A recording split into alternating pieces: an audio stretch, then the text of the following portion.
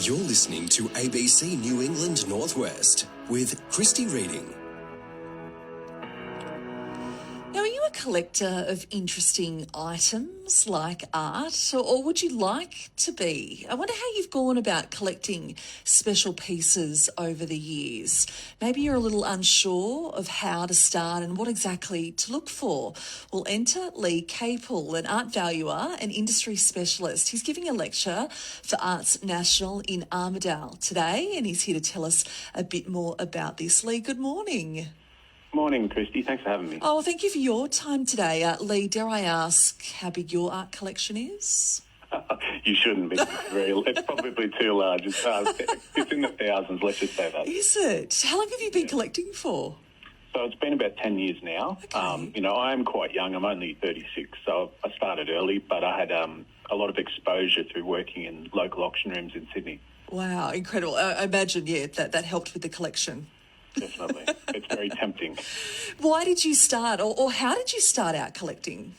Well, long story was I studied film, and after working overseas, I came back to Australia, and my mum worked in the antique furniture industry, and as a favour to her, by one of these auction rooms, they decided to give me a job on the floor, and I worked my way up into the art section and started photographing the art, and over time you progress through the stages of learning about art and the quality of art and eventually start collecting it. Wow. Can you remember that moment where you became somewhat hooked? Was there a piece that came across the auction room floor? Was there a story associated with a piece that really got you excited? Can you remember that kind of point? Well, yes, I can actually. So basically, when I started collecting, it was just a hobby because I thought, these are nice things and they're going for a good amount of money. And eventually I started to see a niche, but it was actually a piece that I didn't buy that I thought, well, this is an opportunity here. It was a painting by an artist called Roland Strasser, and it popped up in our auction room, and originally it was unidentified, and I, being one of the lackeys at the auction room, actually identified it for the auction room and changed the value from $300 to $500, which it was going to be put up for auction, to something in the region of 20 to 30,000, and it ended up selling for a lot more. So I saw there was the opportunity of discovering misattributed, or what you could call sleeper artworks. Wow, like a real treasure hunt. 100%. Yeah, I'm a big second-hand and op shopper, so I love that treasure hunt. I love the chase, I guess, of what you can find. Oh, it's addictive. And that, when you realise that there are a lot of opportunities and there's a lot of artwork out there, that you can find things all the time that you can increase their value, or that are interesting pieces with very interesting backstories. Yeah. I think a lot of people could feel like art is overwhelming, though. There's a lot to know. There's a lot of detail to it. And sometimes, as you've mentioned, the prices can be a bit expensive as well. What tips do you have for people starting out or wanting to start out? Well, when I started, my budget was very small. I was being paid very little amount of money, and I was paying $5, $10, $20 for artworks, just artworks that I liked. And anyone can buy art in that range, because there's some that maybe fall through the radar, or fall under the radar, or that are just very nice pictures, or you might, have pictures that either you get from an op shop or from a market, or are gifted art. I think it's a wonderful thing to participate in, and as you say, some people find the art world a bit inaccessible, but there's different levels that you can access, and as your experience and your skill set in identifying quality increases, and you identify what you like and what your niches are, it becomes much easier to have the confidence to pay a little bit more each time. And over time, you start to grow your budget and dedicate more money towards art, and your collection becomes more large and direct. Lee, did you start purchasing pieces that were based on the artist, or initially were you looking at the pieces that you really liked, that you wanted to see on your own walls? Yes, exactly. I started off with the latter. I liked visually these pieces. As someone who studied film, I had an aesthetic eye already, but these pieces sort of reminded me of aspects of film design and set design. And then over time, those tastes change like anything, and you become more refined in what you like. But also when you mature and you grow up and you've collected a few things, you realise where there's better value or your interests lie. And so I was buying what I liked, and I still buy what I like. I think that's the most important thing. You have to be confident in the art that you like, but also that you buy, in order to have, in my being a dealer on the side, being able to convince someone else of that passion in this particular piece to buy it. Lee Capel is with us this morning, an art valuer and industry specialist. He's giving a lecture for Arts National in Armidale this evening at TAS. I'll bring you more details on that in just a moment. Lee, what about developing a collection? You start with some pieces that you like, some pieces that you're interested in, some pieces that you can afford. How do you continue to develop a collection? Well, it's research. So basically, there's a lot of literature out there. There's books. You go to the library or you go to an art gallery and you expose. It's basically exposure. When I was working in auction rooms, I would be exposed to hundreds of works at a time. And I know that's a very unusual position to be in, but everyone has the opportunity to go to a local gallery or an art store and grow that knowledge, or even read a book. See, I never had a traditional art education. My art education came through reading books or being exposed to a lot of artworks by travelling overseas. And over time, you finesse that aesthetic taste.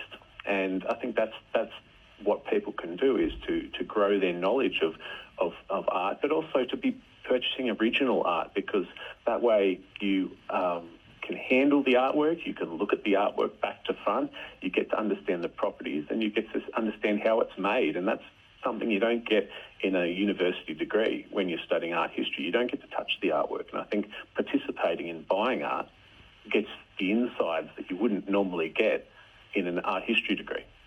Does your mum take a lot of credit for your career, Lee? Yeah, she likes to, but she was an artist herself. Amazing. When she began.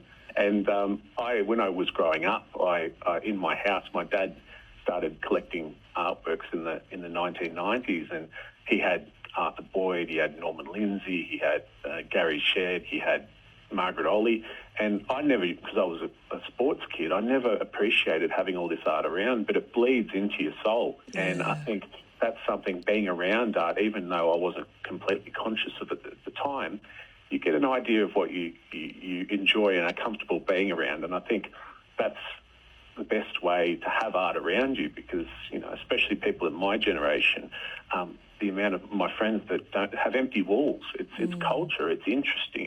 It's inspiring to have original works on your wall. Yeah.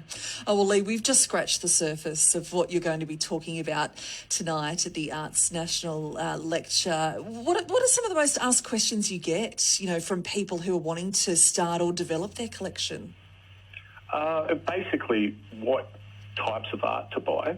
So obviously art is quite a large category, but you've got, sculpture, you have works on paper, you have prints, you have oils, of course, mixed media. So all these types of art, people are understanding what are the most safe investments, but even what are the most, what would you say, valuable investments to keep long term, because obviously some particular mediums are not so durable, and over time condition issues can happen. So I sort of advise people on what types of art to be buying, what particular medium, but also what particular subjects, because over time some particular subjects, like any particular trend, goes in and out of fashion. But there are some subjects and some periods that will continue to be popular in 10 years' time, in 20 years' time, and hopefully in 50 years' time, for example. What's popular now, Lee, out of interest? Well, women artists are very hot at the moment. I think there's a lot more literature. There's a lot more credit being given to women artists, not only contemporary women artists, but women of the past who may not have had the credit that they deserved. There's a lot more literature and books and exhibitions being done, so they're growing exponentially. Indigenous art, to a degree, there are some issues with the industry, but overall, if you do your research, you can acquire some really lovely Indigenous pieces which have authenticity to their culture. And also, theme-wise, you look at abstract art. I collect a lot of abstract art myself, and some of these pieces were done 60 years ago, but they look like they could have been done yesterday. So you can assume that in another couple of decades, they'll still be as fresh as they were when they were first made. Yeah, remarkable. We've got some great galleries in our region, particularly in the Moree area, that have some incredible First Nations artists. And you touch there on women artists as well. We're watching very closely at the moment a Bronwyn Oliver sculpture that's going up for auction at the end of this month. Bronwyn, hailed from Inverell in our part of the world. There's a sculpture of hers that's going up for auction at the end of this month. So some of those themes we talk about quite regularly. So that's interesting to hear a bit about the popularity of those styles at the moment. But Lee, it's been great to talk to you this morning and get some insights into your career. Happy collecting to you. What's next on your purchase card?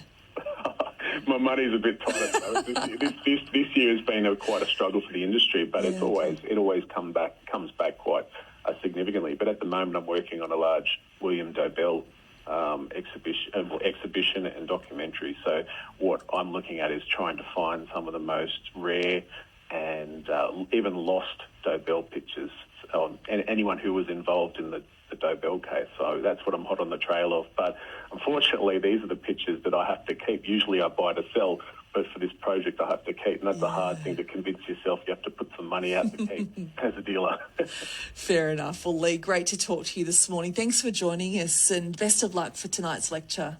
Wonderful. Thanks for having me. Thank you. That is Lee Capel there, an art valuer and industry specialist. He's giving a lecture for Arts National in Armidale tonight at the Michael Hoskins Theatre at Tas, 6 o'clock. That lecture is titled Building a Collection. We're coming up to 23 past 9 here on ABC New England Northwest.